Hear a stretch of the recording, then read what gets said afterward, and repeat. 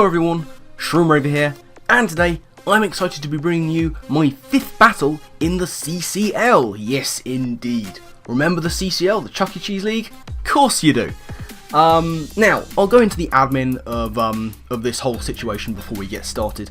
Obviously, it's been a long time since you've seen any CCL action on this channel. You know, a lot of people who have been involved in the league have been just busy with real life stuff and other stuff going up on their respective channels, and the league kind of took a backseat for a long time actually. But we are now back. We're trying to get the games when we can, and you'll notice that the games aren't going in any particular order anymore. We're kind of just as a group getting our battles as and when we're both opponents are available. So, for example, you will notice that this week we are playing against Leech United. You may remember, haven't we played them before? And you'd be right, yes we have. Because Leech United is Pippo's team, his link's down in the description below. He is actually supposed to be our week 9 opponent. But we're playing him now because we both had time, we thought let's just get it done. So yeah, we're playing against Leech United. Our team hasn't changed at the beginning of the season. Pippo's team has, and quite a lot I would add. So the team he can choose from, he has Weavile, Victini, Talonflame, Ferrothorn, Dragalge, Blastoise, Gliscor, Kingdra, Blissey, Granbull, and the Mega Swampert. So, gone are the days of that dedicated rain team that he had. Now it's just more about these kind of scary threats that he's got going on and a lot of bulk to go with it. So I'll take you through the team that I decided to bring. We've got a physically defensive Rotom-H, Overheat, Volt Switch, Hidden Power Ice, and Willow. This is mainly here to be dealing with that Talonflame, but it does very nicely against most of the rest of his physical attackers. It doesn't really mind switching into too many of them. It can burn them, it can switch on out, it can do pretty well. Then we have Klefki, another physically defensive mon, with the Ockerberry, Spikes, Toxic, Hidden Power Fire, and Psyshock. This one's here for the Weavile. You know, Rotom-H can deal with the Weavile, and it's perfectly happy to do so, but its primary target is the Talonflame. Weavile's main thing is for Klefki to be dealing with. Rotom can, but as a second option. Klefki's got Spikes, that's pretty standard. Toxic over Thunderwave. You know, I prefer to be wearing down his walls than paralysing his fast attackers, because I feel like with the team I've got, I can deal with those attackers. Hidden Power Fire, mainly there for the Ferrothorn, I get walled by it otherwise. Similar kind of thing with Psyshock for the Dragalge. And those will hit most of the rest of his team for at least neutral damage. Then we've got Hitmontop third up with the Cobra Berry, just in case I need to try and take a Brave Bird from the Brave Bird. We've got Intimidate to help us with that as well. Bit of a mixed defensive set here with a lot into defense and a little bit less into special defense, but with a boosting nature. Close Combat, Toxic, Rock Slide, and Rapid Spin. Rapid Spin very useful, he does have that Ferrothorn sitting in the back if he needs it. Toxic again to wear down the walls.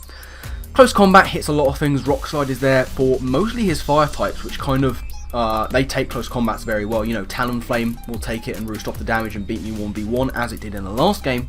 Victini will just kill me. So that's Hitmontop. Then we have Azelf. Azelf is here with a Colberberry, the first of 2 Colberberry users. And this is just balls to the wall offense. We've got some HP investment, lots of max special attack, 136 speed with a boosting nature, it's timid. We've got Psychic, Hidden Power Rock, Fire Blast, and Nasty Plot.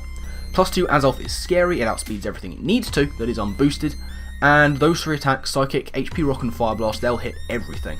For at least neutral damage. Most things will be hit super effectively, or at least many will. And with the power it's got, it's just going to be wrecking things, basically, that's what I'm hoping.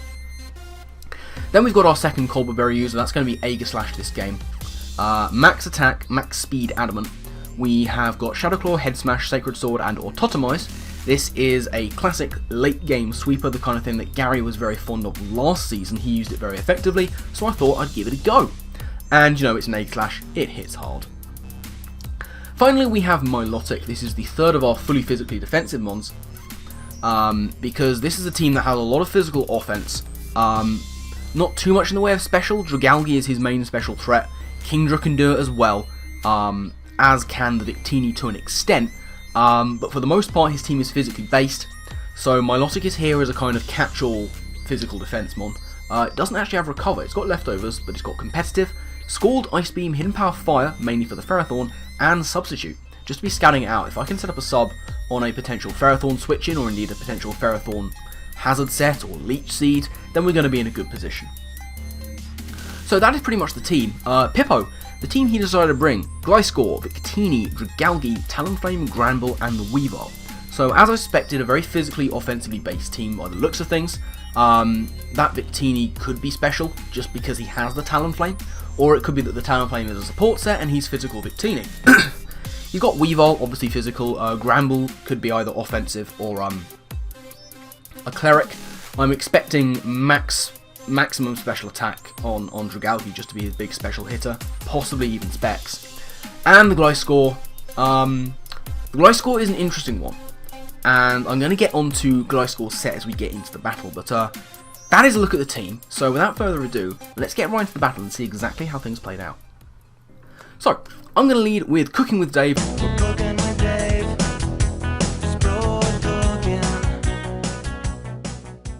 Shout out to a very old reference if anyone gets it, good for you. Weavile is Pippo's lead, but this is not a favourable matchup for him. He does not want to stay in here and take a potential burn, or indeed just a ballsy overheat. So in comes Dragalge, the one thing that doesn't mind getting burnt or taking any hit from me. And I go for the Willow, and that's fantastic. Residual damage on a Dragalge that doesn't have its own reliable recovery. Perfect. Now, I'm going to Volt Switch here. He's not Scarfed, so he's not outspeeding me. He might not even outspeed if he isn't. But I have a switch into this guy. It's going to be my Klefki. I'm immune to both his stabs. And early game, Pippo's not going to make any crazy predictions. He's just going to go for the Dragon Pulse. Absolutely fine. We get a free switch. Now, here, he's pretty much going to prove to me that he is choiced. He's going to switch on out of there. And he's going to go into his Gliscor.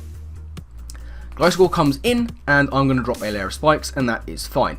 Now, I'm pausing it here, because this is going to be an interesting play. Gliscor comes in on my Klefki, and no Toxic Orb activates. So this gets me thinking. No Toxic Orb on Gliscor. He's got a Victini, who can be U-turning around. He's got a Weavile, who is hit and run. And he's got a Talonflame, who is quad weak to rocks.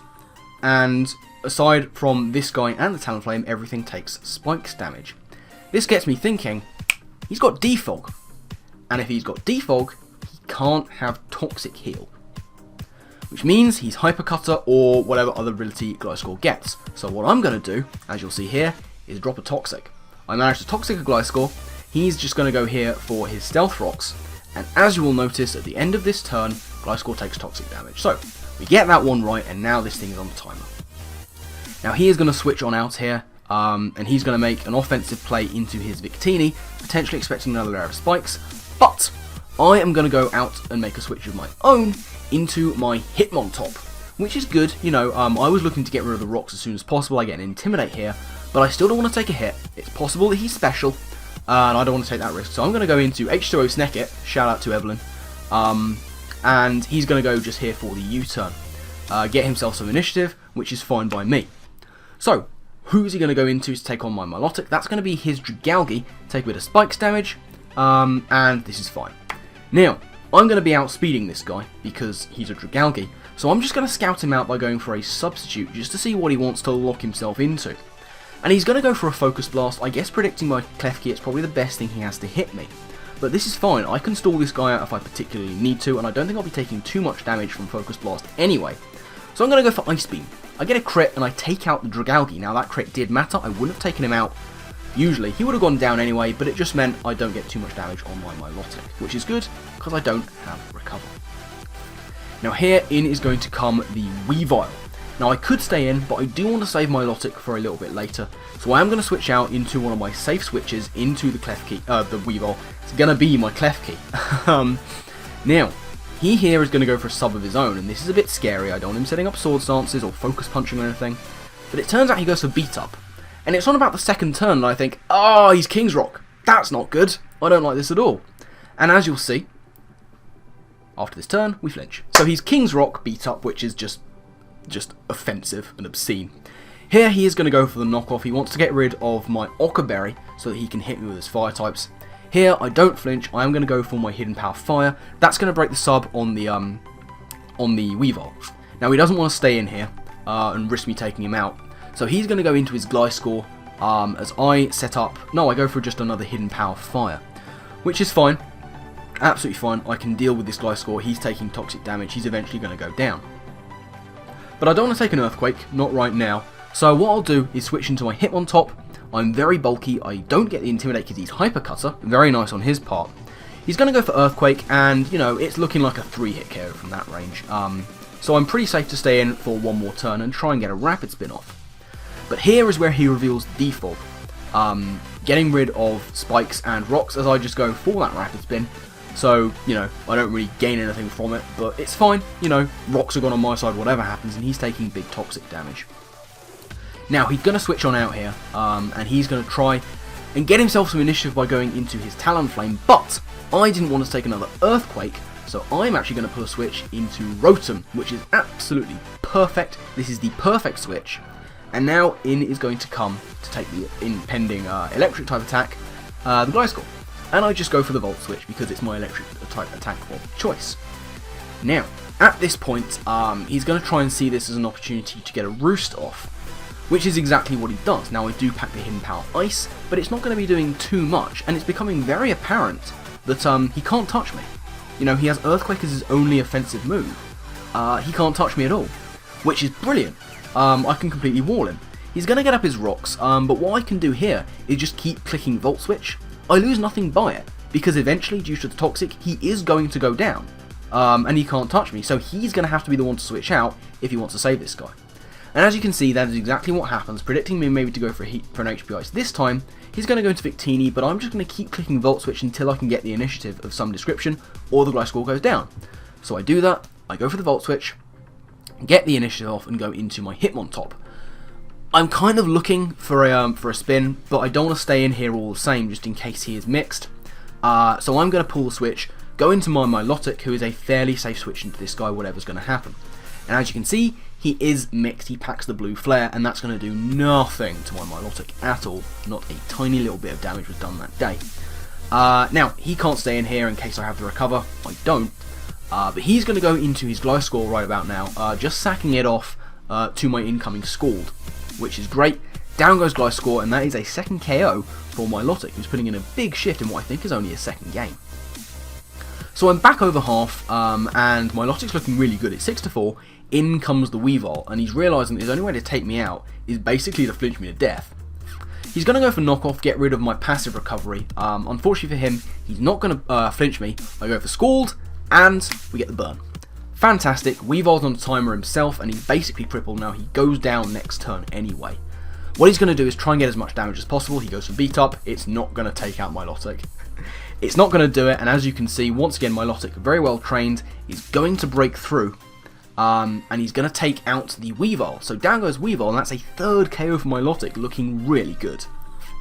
Now, in comes the Granbull. Milotic is unsalvageable at this point. I just have to get off as much damage on this thing as possible, go for the Scald, and I get the burn again. Lucky? Yes, but I'll take it. Because as you can see, he is a bulk up set. Now, here I'm kind of just hoping and praying that he isn't rest. As it is, he can't go for it now because I do 3-hit KO, and I outspeed. So he has to take me out. I'm just going to go for the Scald, get as much damage as possible before going down to whatever he chooses to hit me with, and that's going to be the play rough. So, down goes my Milotic eventually, but shortly afterwards, you know, he goes down to the burn. So that is basically 4 kills in the game for Milotic. Absolute game changer, Milotic. I'm really glad I brought it. But the game's not over. He has 2 fire types, and, you know, he could still turn this around. You know, make no bones about it. So I go into Klefki, who's basically useless to me at this point. All I can do is drop a Toxic on something before I go down. He's obviously going to click Blue Flare and take me out, but Klefki was not necessary at this point. I just needed to get a little bit of chip damage with Toxic, which is what I'm going to be able to do. Now, what I will do here is go into one of my favourite mons on this team, Show Yourself, the Azelf, and he is very much scared out here. You know, I do outspeed this guy. So what he's going to do is he's going to go into his Talonflame as I click Hidden Power Rock, and he has a Charty Berry. Good building on his part, you know, he's going to tank that hit. But all I'm going to do here is keep clicking Hidden Power Rock, and he's going to try and roost it off. But as we saw last time we had this matchup of him trying to roost off damage, it didn't work out for him so well. So he's just going to let me take him out with my subsequent Hidden Power Rock. Azelf gets itself a kill, very nice indeed. Now it's Victini versus the world. Now, I do outspeed this guy, normally, Unfortunately, I am actually EV to speed tie. I think he might have been scarfed, to be fair. He goes for blue flare. I live, but I do get burnt, which is unfortunate. I'm going to get some chip damage off here with a hidden power fire, and this is basically gay, you know. Azelf is going to go down here to the burn, but Victini is at 8%. He's got 1 hit left in him, and I have a Pokemon that can guarantee to live that hit. That's going to be my Rotom. I come in, I take rocks damage. It doesn't matter that I'm physically defensive and at 75%. Blue Flare will not come anywhere close to taking me out. And Rotom is just going to be able to go for a Volt Switch. And that is going to do for Victini. And that, ladies and gentlemen, is going to be the game. So, we take a 3-0 victory in our rematch against Pippo. Good match, Pippo. Thank you very much for the game. As I said at the beginning, his links will be down in the description, so do make sure you check them out.